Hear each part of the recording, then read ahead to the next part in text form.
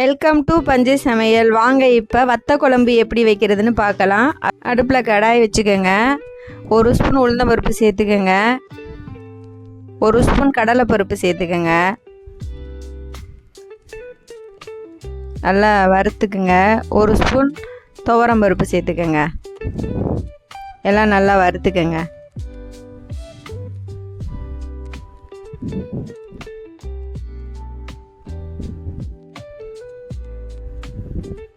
நம்ம சாப்பாட்டு அரிசி இருக்குல்ல, புழுங்கரிசின்னு சொல்லுவோம்ல, அதில் 1 ஸ்பூன் சேர்த்துக்கோங்க. எல்லாத்தையும் நல்லா வறுத்துக்கோங்க.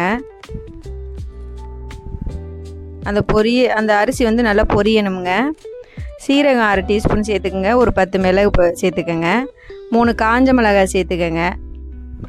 1 கட்டி பெருங்காயம் சேர்த்துக்கோங்க. எல்லாம் நல்லா சேர்த்து நல்லா வறுத்துக்குங்க. நல்லா வறுத்துட்டு ஒரு பிளேட்டில் கொட்டி ஆற வச்சுக்கோங்க. ஆற வச்சு பொடி பண்ணி எடுத்து வச்சுக்கோங்க. நல்லா நைஸாக பொடி பண்ணி எடுத்து வச்சுக்கோங்க. இந்த மாதிரி பொடி பண்ணிக்கோங்க. இது ஒரு 3 ஸ்பூன் இருக்குங்க. நமக்கு தேவையான அளவு தான் எடுத்துக்க போகிறோம். இப்போ வாங்க வத்த குழம்பு செய்யலாம். அடுப்பில் கடாய் வச்சுக்கோங்க. நல்லெண்ணெய் ஊற்றிக்கோங்க. ஒரு 100 நல்லெண்ணெய் ஊற்றிக்கோங்க. இது முழுக்க எல்லாமே நல்லெண்ணெயில் தாங்க செய்யணும். அப்போ தாங்க அந்த ஃப்ளேவர், வத்த குழம்புக்கு அந்த ஃப்ளேவருக்கும் நல்லாயிருக்கும் சாப்பிட. இது வந்து நான் ஒரு 6-7 பேர் சாப்பிட்ற அளவுக்கு நான் வைக்கிறேங்க. நல்லெண்ணெய் ஊற்றிக்கோங்க. நல்லா எண்ணெய் காஞ்சதும் 1 டீஸ்பூன் கடுகு போட்டுக்கோங்க. 1/2 டீஸ்பூன் வெந்தயம் போட்டுக்கோங்க. நல்லா பொரியட்டும்.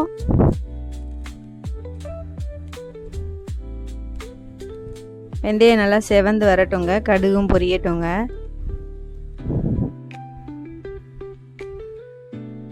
ஒரு டீஸ்பூன் சோம்பு போட்டுக்கோங்க. ஒரு 15 பூண்டு உரித்து வச்சுருக்கேங்க. அதை முழுசாக அப்படியே போட்டுக்கோங்க. பெருசாக இருந்தால் 2ஆக கட் பண்ணி போட்டுக்கோங்க. ஒரு 50 கிராம் சின்ன வெங்காயம் முழுசாக உரித்து வச்சுருக்கேங்கண்ணா. அந்த குட்டி குட்டியாக இருக்கும்ல சின்ன வெங்காயம், அதை எடுத்து உரித்து வச்சுக்கோங்க. அப்போ தான் நறுக்க வேண்டாம். முழுசாக போட்டால் தான் வத்த குழம்புக்கு நல்லாயிருக்கும்.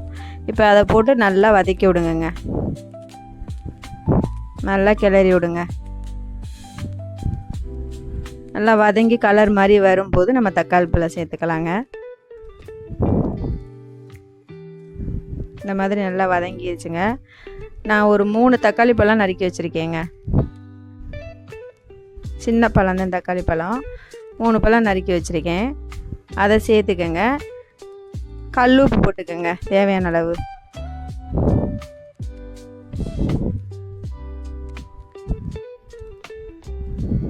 உப்பு போட்டால் நல்லா சீக்கிரம் வதங்கி வருங்க. அதுக்கு தான் நம்ம உப்பு சேர்த்துக்கிறது.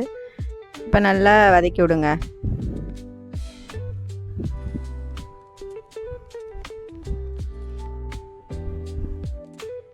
நல்லா வதங்கி வரட்டுங்க. ஒரு 1/4 டீஸ்பூன் மஞ்சள்தூள் சேர்த்துக்கோங்க. நான் 1/2 ஸ்பூன் மல்லித்தூள் சேர்த்துக்கிறேங்க. மல்லித்தூள்னால் இதில் வந்து எல்லாமே கலந்து அரைச்சிருக்கோங்க. சீரகம், சோம்பு, இந்த மாதிரி வீட்டில் அரைச்ச மல்லித்தூளுங்க. 1 ஸ்பூன் மிளகாத்தூள். இது வந்து தனி மிளகாத்தூளுங்க. 1 ஸ்பூன் சேர்த்துக்கோங்க. 1/2 ஸ்பூன் மல்லித்தூள் சேர்த்துங்க. இதை நல்லா வதக்கிக்குங்க எண்ணெயில். இந்த மாதிரி நல்லா தொக்கு மாதிரி நல்லா வதக்கிக்குங்க. எண்ணெய் லைட்டாக பிரிஞ்சு வரும்போது நம்ம தண்ணி சேர்த்துக்கலாமுங்க தேவையான அளவு. அது வரைக்கும் நல்லா கிளறி விடுங்க.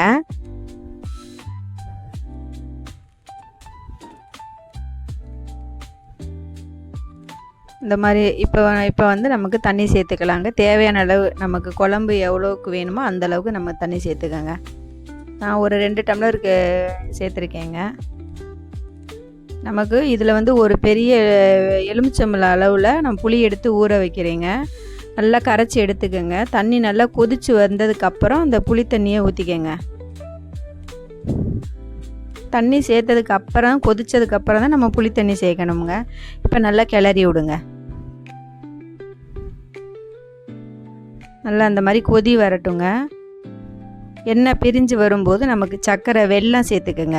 நான் நாட்டு சர்க்கரை சேர்த்துருக்கேங்க. 1 டீஸ்பூன் சேர்த்துருக்கேன். இப்போ வந்து நம்ம வத்தல் வந்து தாளிக்கணுங்க. அதுக்கு அடுப்பில் தாளிப்பு கரண்டி வச்சுக்கோங்க. நல்லெண்ணெய் ஊற்றிக்கங்க. அந்த நம்ம வத்தல் பொரிக்கிற அளவுக்கு நல்லெண்ணெய் ஊற்றிக்கங்க. நல்லா எண்ணெய் நல்லா காயட்டுங்க. நான் ஒரு 10-15 சுண்டை வத்தல் எடுத்து வச்சுருக்கேங்க. அதை அதில் அந்த எண்ணெயில் போட்டுக்கங்க.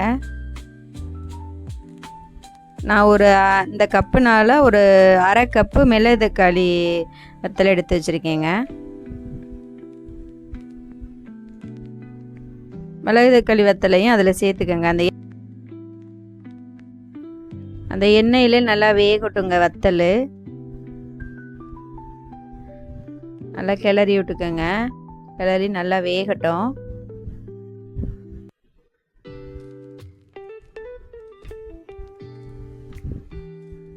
இன்னும் நல்லா நீங்கள் எண்ணெய் ஊற்றிக்கிறா இருந்தாலும் ஊற்றிக்கலாமுங்க. நான் லைட்டாக பெருங்காயத்தூள் சேர்த்துக்கோங்க. அவ்வளோதாங்க. இதை எடுத்து நம்ம வத்த குழம்புல சேர்த்துக்குவோமுங்க. சேர்த்துட்டு நல்லா கிளறி விடுங்க. கொதிக்கட்டுங்க. நம்ம பொடி பண்ணி வச்சுருக்கோம்ல, அதில் 1.5 ஸ்பூன் இதில் எடுத்து சேர்த்துக்கோங்க. 1.5 ஸ்பூன் சேர்த்தினா போதும். அதை எடுத்து வச்சுட்டிங்கன்னா இன்னொரு டைம் வத்த குழம்பு வைக்கும்போது அதை சேர்த்துக்கலாங்க. நல்லா சேர்த்து கிளறி விடுங்க. ஒரு கொத்து கருவேப்பிலை உருவி சேர்த்துக்குங்க. நல்லா கிளறி விடுங்க. இது கொஞ்சம் பார்க்க தண்ணியாக தான் தெரியும். இது நல்லா அடுப்பு ஆஃப் பண்ணிவிட்டு குழம்பு வற்றினோன்னே நல்லா கெட்டியாக நல்லா இருக்குங்க. இது நல்ல ஃப்ளேவர் சூப்பராக இருக்குங்க. இதுக்கு நமக்கு பீன்ஸ் கேரட் பொரியல் செஞ்சு சாப்பிட்டுக்கலாம். முட்டைக்கோஸ் பொரியல் பண்ணி சாப்பிட்டுக்கலாங்க. புடலங்காய் கூட்டுக்கறி, சவுச்சவு கூட்டுக்கறி இந்த மாதிரி செஞ்சுக்கலாம். அப்பளம் பொரிச்சிக்கலாம். சூடான சாதத்தில் இந்த வத்த குழம்பு ஊற்றி சாப்பிடும்போது அந்த நல்லெண்ணெயில் ஊற்றி செஞ்சுருக்கோம்ல, அந்த ஃப்ளேவருக்கு நல்ல டேஸ்ட்டு சூப்பராக இருக்கும். செஞ்சு பாருங்கள். கொத்தமல்லி தழை லைட்டாக தூவிட்டுக்கோங்க. வத்த குழம்பு ரெடிங்க. அவ்வளோதாங்க. லைக் பண்ணுங்கள், சப்ஸ்கிரைப் பண்ணுங்கள். ஓகே, பாய், தேங்க்யூ. சூடு ஆறினோடனே இந்த மாதிரி இப்படி இருக்குங்க குழம்பு. இது நல்லா நம்ம 1 வாரத்துக்கு வச்சுக்கலாங்க. 1 வாரம் 10 நாளைக்கு கூட வச்சுக்கலாங்க. இது ஒரு 6-7 பேர் சாப்பிட்டுக்கலாங்க அந்த குழம்பு. அவ்வளோதாங்க. பாய்.